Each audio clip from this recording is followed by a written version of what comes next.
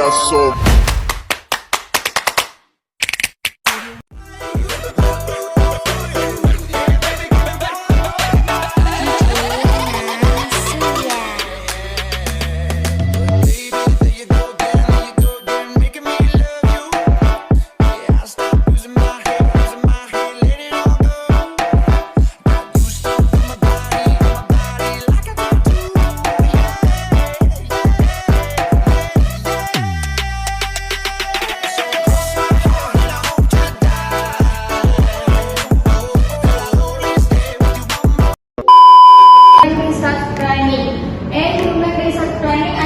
Proses analisis identifikasi akan kebutuhan sumber daya manusia dari sebuah perusahaan dengan mempertimbangkan tujuan perusahaan tersebut dan strategi bisnis yang digunakan.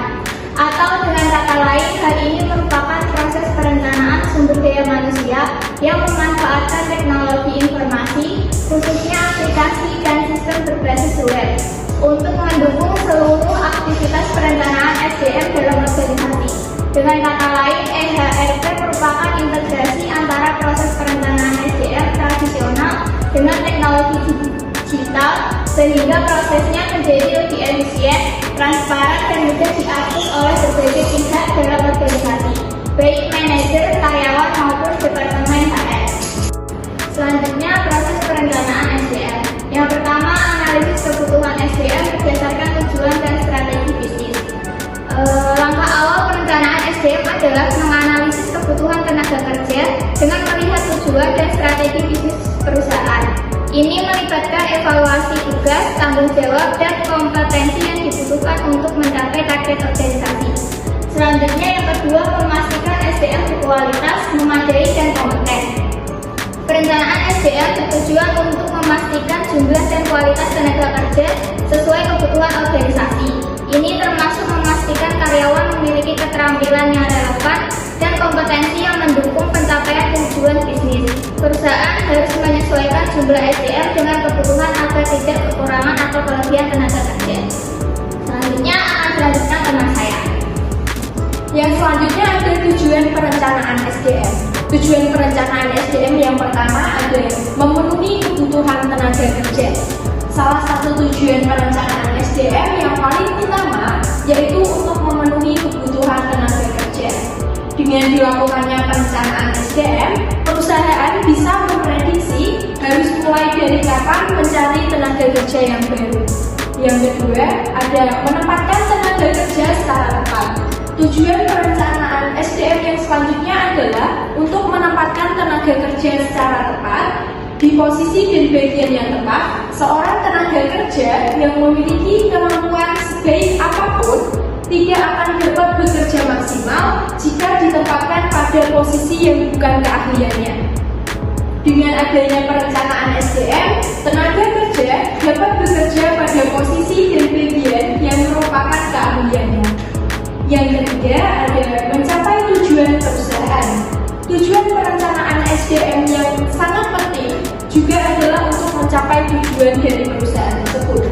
Seperti yang sudah dijelaskan di atas, SDM merupakan aset yang sangat penting bagi perusahaan karena mereka adalah orang yang bertugas untuk menjalankan operasional sebuah perusahaan. Maka dari itu, dengan adanya perencanaan SDM yang baik, maka tujuan perusahaan juga dapat tercapai dengan lebih mudah. Untuk selanjutnya, ada manfaat human resource planning. Yang pertama adalah aksesibilitas, yaitu data dan aplikasi HR dapat diakses kapan saja dan di mana saja oleh pihak yang berwenang, tidak terbatas ruang maupun waktu. Yang kedua ada efisiensi operasional, mengurangi pekerjaan administratif manual dan mempercepat proses HR melalui otomatisasi.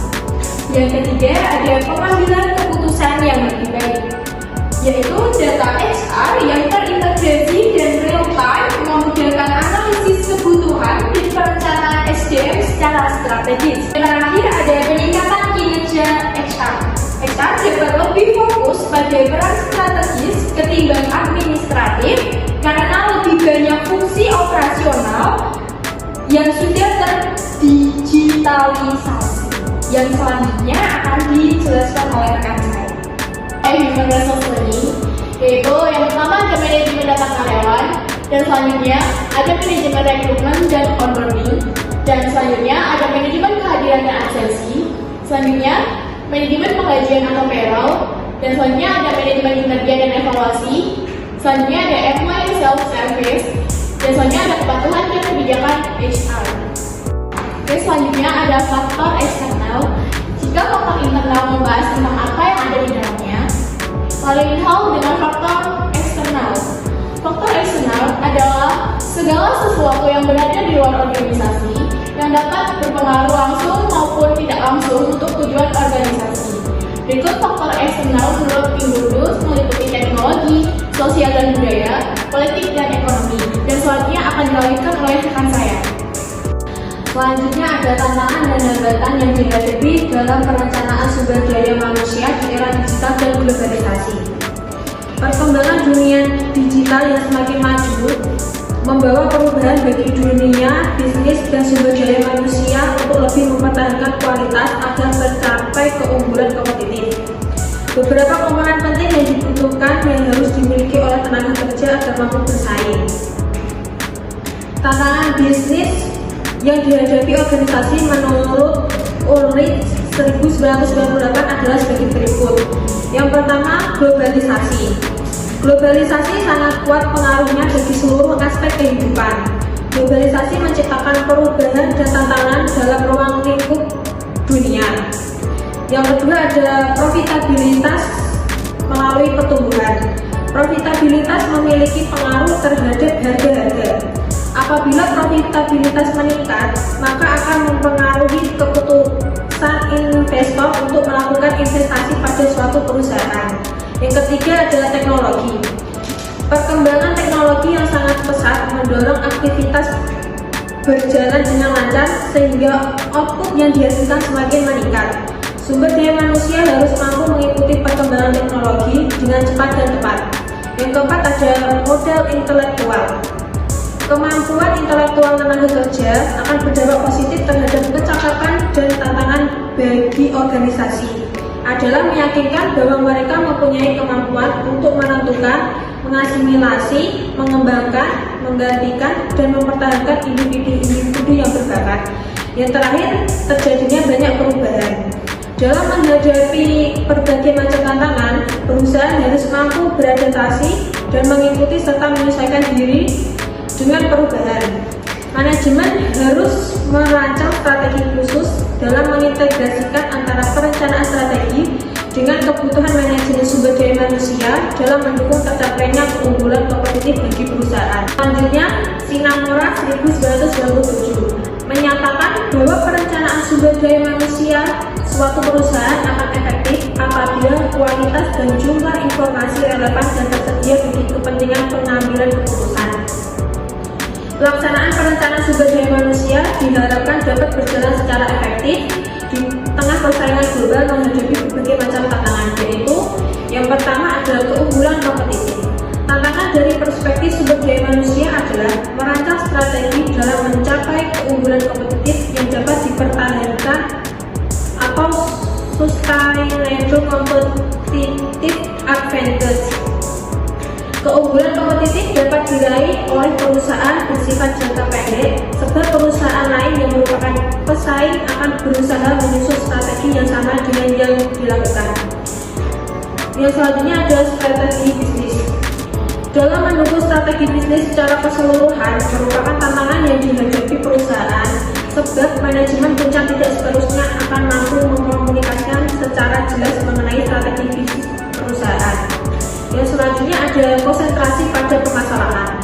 Masalah-masalah yang terjadi di dalam perusahaan sering menjadi fokus perhatian bagi para manajer, sehingga menyebabkan konsentrasi berlebihan pada masalah-masalah yang bersifat rutinitas dan terjadi setiap hari.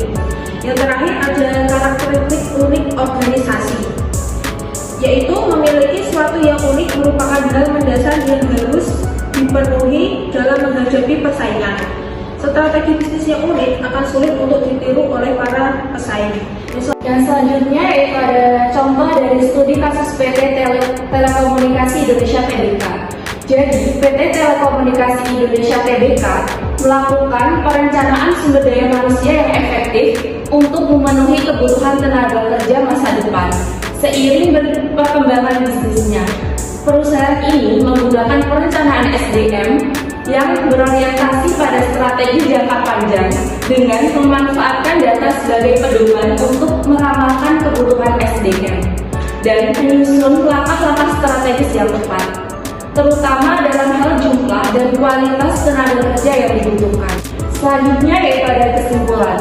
Human Resource Planning adalah evolusi dari perencanaan SDM yang mengintegrasikan teknologi informasi untuk meningkatkan efektivitas, efisiensi, dan akurasi dalam proses perencanaan SDM.